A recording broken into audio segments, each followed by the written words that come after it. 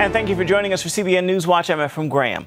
The president says he wants to give Americans the best Christmas gift of all this year, a massive tax relief. As Heather Sells reports, the president touted his plan to lower taxes Tuesday night in advance of a big meeting with lawmakers at the White House today. The president says his plan to cut taxes will help working Americans by boosting paychecks and growing jobs. He's promising it will put an extra $4,000 a year into the bank accounts of average households. This is our once-in-a-generation opportunity to revitalize our economy, revive our industry, and renew the American dream. The president spoke Tuesday night at the Heritage Foundation, a prominent conservative think tank, to build support for his plan in advance of a key Senate budget vote set for this week. He also pitched the plan as a win for business. We will allow our companies and our manufacturers to expense the full cost of new equipment in the year they buy it. Makes me want to go immediately back into business. The White House has expended major political muscle in recent weeks to persuade lawmakers, but in a more low-key fashion, hoping to avoid the difficulties and failures so far in the efforts to repeal and replace Obamacare. Still, that effort isn't over. On Tuesday, the top Republican and Democratic senators on the Senate Health Committee hammered out a bipartisan deal to continue federal payments for 2 years to health insurers under Obamacare. Payments the president canceled last week, calling them a bailout for insurance companies. This agreement avoids chaos. During the day, the president called it a very good solution that would both calm the markets and give him time to scrap Obamacare once and for all. But last night, he backed off after the deal came under criticism from many in his party, and he said Congress needs to keep working to find an answer. I continue to believe Congress must find a solution to the Obamacare mess instead of providing bailouts to insurance companies. For now, the administration's top priority is tax reform. Officials say it's important not just politically, but for the difference it could make in the lives of everyday Americans. Heather Sells, CBN News. An Hawaii judge blocked President Trump's latest travel ban hours before it went into effect. Judge Derek Watson cites the ban discriminates based on nationality. The travel ban restrictions applied to people living in Chad, Iran, Libya, North Korea, Somalia, Syria, and Yemen. The Justice Department says it will appeal that judge's ruling. A major victory in Syria after U.S.-backed militants defeated the Islamic State in Raqqa. Tens of thousands of ISIS fighters have been killed in Iraq and Syria, but an untold number have managed to escape. Raqqa is not quite safe yet for civilians to return. Soldiers are now planning to remove landmines and clear roads a day after the city was captured.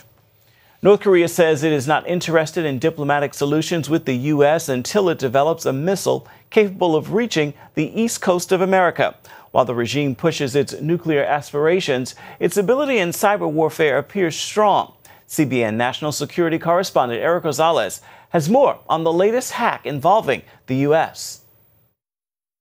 South Korea's Joint Chiefs confirm Seoul and military officials here at the Pentagon are currently working on a new war strategy after reports surfaced that North Korea's cyber hackers stole the current plan. A South Korean lawmaker admitted North Korea stole classified military documents, about 235 gigabytes worth of data, from a defense ministry database last September. One apparently included South Korea's so-called decapitation plan to remove dictator Kim Jong-un should war break out. The Pentagon wouldn't comment on reports of the potential breach, but spokesman Colonel Robert Manning told CBN News the United States is ready to fight tonight. So we remain confident in the bilateral operational plan between us and our partners, the Republic of Korea.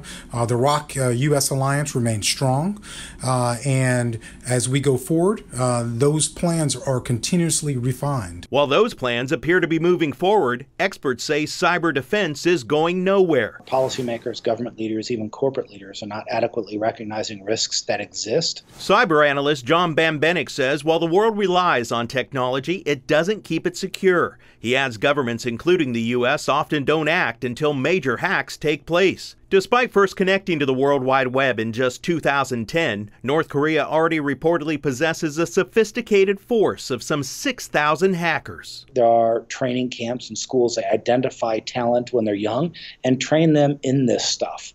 In terms of how to compromise networks and how to manipulate people and individuals to compromise their own security. Experts say leaders start early, looking for kids with promise in areas like math, then putting those young prospects in elite schools. The children undergo rigorous computer training and eventually graduate into the military cyber operation unit. Unlike its nuclear tests, which have led to international sanctions, the North cyber strikes have faced almost no response, even though the United States has come under confirmed attacks. Military brass tell CBN News the U.S. has a broad range of options to deal with North Korea. Right now, that readiness is on full military display with Courageous Channel, an evacuation exercise to get Americans out of South Korea in the event of war or other emergencies. The U.S. and South Korea are also conducting a naval exercise along the Korean peninsula. Pyongyang considers the joint military drills as a rehearsal for an invasion. The North has renewed its threats to launch missiles off the coast of Guam, which is home to major American military bases. The U.S. has already warned that action could lead to war. Eric Rosales, CBN News, Washington. Eric, thank you. Many members of pro-life groups in Maryland feel like they're almost playing a game of whack-a-mole with late-term abortionists because he keeps popping up at different places in their state. Paul Strand has more now on how a handful of these groups protested his brand new location. Montgomery County, Maryland pro-lifers thought they got rid of the problem of late-term abortionist Leroy Carhart when he moved out of Germantown, Maryland about 2 months ago. But now here he is back just a few miles away in Bethesda, Maryland. At a demonstration by dozens of pro-life protesters outside Carhart's latest location, the Family Research Council's Irina Grosu labeled him one of the few notorious late-term abortionists left in America. And for second trimester abortions, they rip apart the baby limb from limb and the baby bleeds to death. And in the third trimester, they poison the baby in the heart. So these are really particularly gruesome abortions that he specializes in. He performs abortions through all 9 months of pregnancy. Mercy Mission's Lauren Handy says if that's not bad enough, any abortions Carhart performs at this time might be illegal. As of right now that we know of, open records show that he's unlicensed. And that revelation may be what led Carhart, at least for Tuesday, to cancel all the abortions he had scheduled for the day. Too far and too long has Carhart gone unnoticed in the state of Maryland, and we are going to expose the truth and put an end to Carhart's late-term abortion practice in this state. Maryland may be one of the states with the fewest restrictions on late-term abortions, but pro-lifers here say they're going to keep trying to get rid of late-term abortionist Leroy Carhart as long as it takes. Paul Strand, CBN News, reporting from Bethesda, Maryland. We're heading to Israel for the conference that brought together Christian journalists and the Holy Land. Stay with us.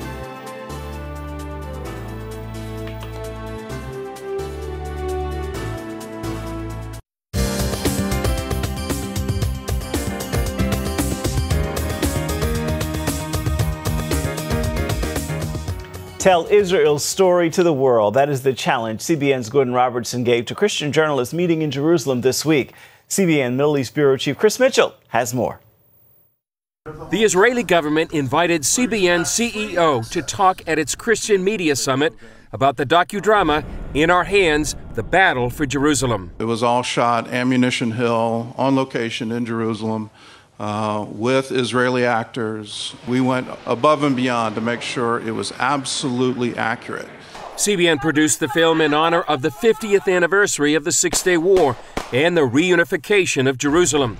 It tells the true story behind the battle for the city through the eyes of the paratroopers who fought it. Robertson said last December's UN resolution declaring Israel's possession of eastern Jerusalem illegal underline the importance of getting the story out. As a Christian in this room, we need to understand what that really means. That means that some of our holiest sites would be turned over to the Palestinian Authority. As a Christian, I say, no way. Israel has made a huge difference. And that's the story of the 67 war. Robertson told CBN News it's critical for Christian journalists to tell Israel's story. I think it's the most important story of our generation. We've literally seen prophecy fulfilled in my lifetime. Can Jerusalem once again be the capital of Israel? Well, that got answered in 1967. Writer and director Aaron Zimmerman talked about the need for journalists to know history. Most people will report on the current facts of the Middle East, on Iran, on Syria, on what's going on. A lot of people don't delve into the history, and I think really you need to understand the history in order to get what's going on today. Robertson's advice to his audience? I tell Christian journalists, remember Psalm 126. Then they said among the nations, the Lord has done great things for them. That needs to be our watchword. Let's tell the world the great things the Lord has done for Israel. Chris Mitchell, CBN News, Jerusalem. And to learn more about the conference, simply log on to our website. It's cbnnews.com. Stay with us. There's much more CBN Newswatch ahead. Yourself at risk for cancer? Or are you doing it one spoonful at a time? Stay with us.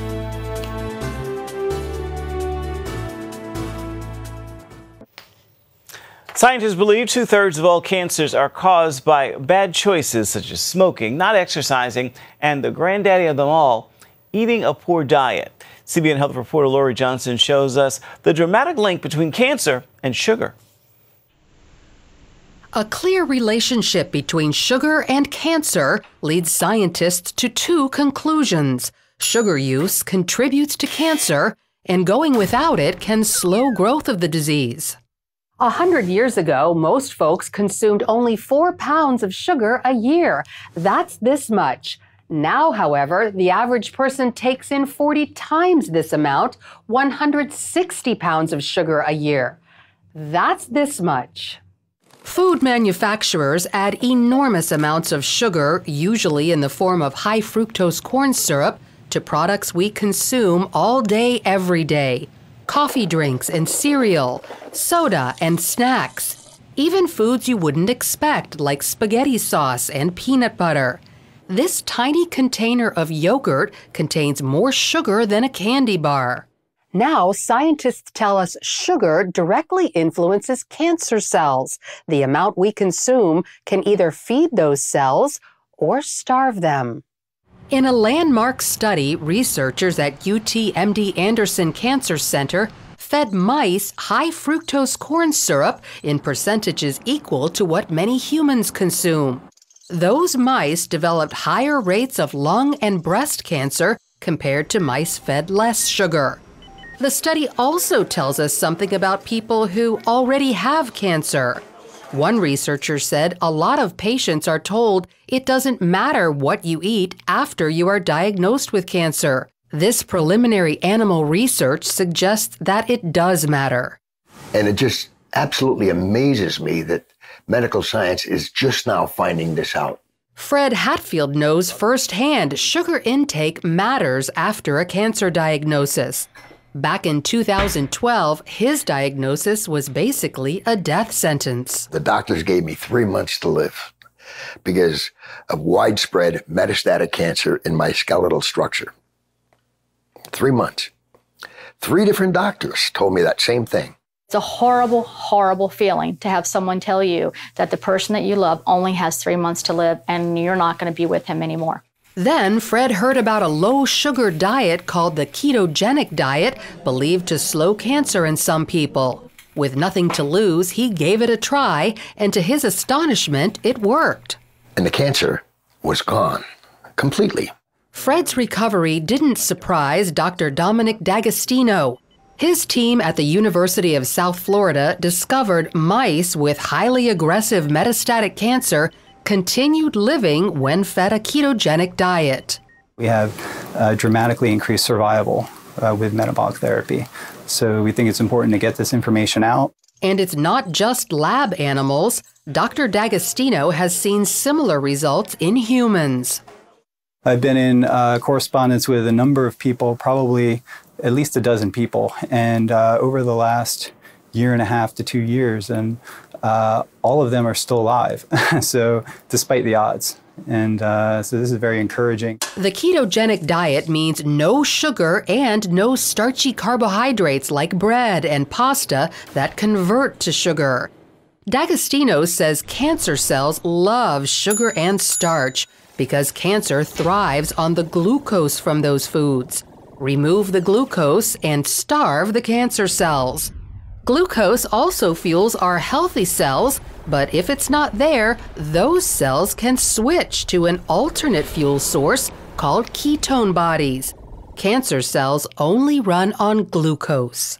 Your normal cells have the metabolic flexibility to adapt from using glucose to using ketone bodies, but cancer cells lack this metabolic flexibility, so we can exploit that. Since processed food contains so much sugar and starch, people following the ketogenic diet tend to cook whole foods from scratch. You can go online and there's just cookbooks, and it's clean eating, just very clean eating. None of the sugars, the salts, the trash food. So when it comes to cancer, sugar is considered public enemy number 1. Avoiding it could lead to prevention or slow it down in people fighting the disease. Lori Johnson, CBN News. Thank you, Lori. The key there is avoiding sugar indeed. Stay with us. There's much more of CBN Newswatch straight ahead.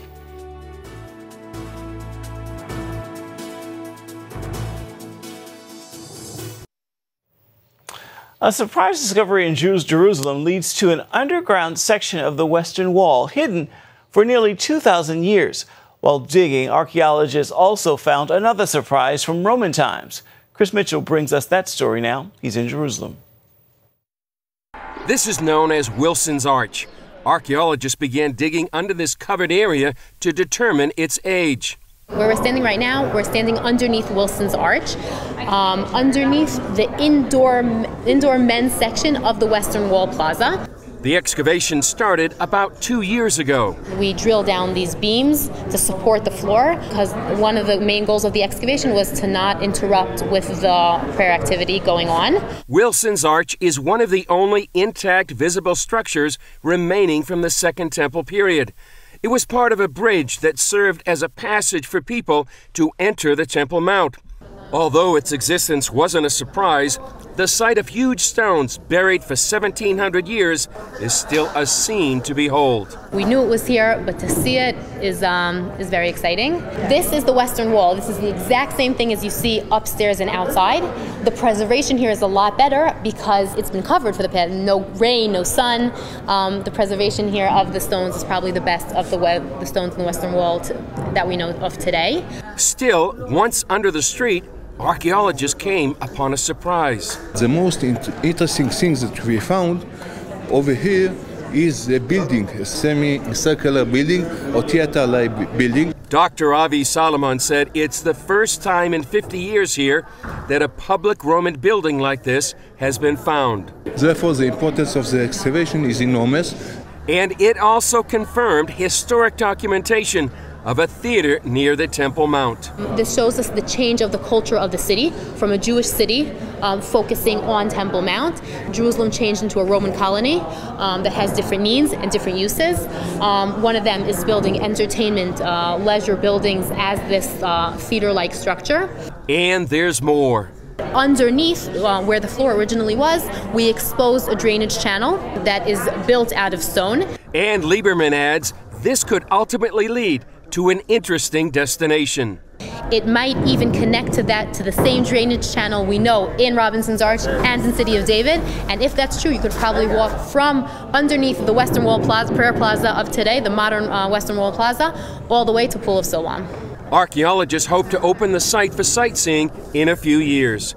Chris Mitchell, CBN News, Jerusalem. Certainly worth the trip to go see. It is time now for your Wednesday word, and today I think about two words often that I use when signing a letter or giving a greeting. They are peace and blessings, and today, as we prepare to say goodbye for this hour, I wish you peace and blessings today and every day. With those words, make this a wonderful Wednesday and a very wonderful rest of the week. Well, we're out of time, and that is a wrap for this edition of CBN Newswatch. Remember, you can find more of our exclusive coverage of the issues you care most about always at cbnnews.com. And we would love to hear what you think about the stories you've seen here today, or any day for that matter. You can do that first by emailing newswatch@cbn.com, or you can reach out and touch us on Facebook, Twitter, as well as Instagram.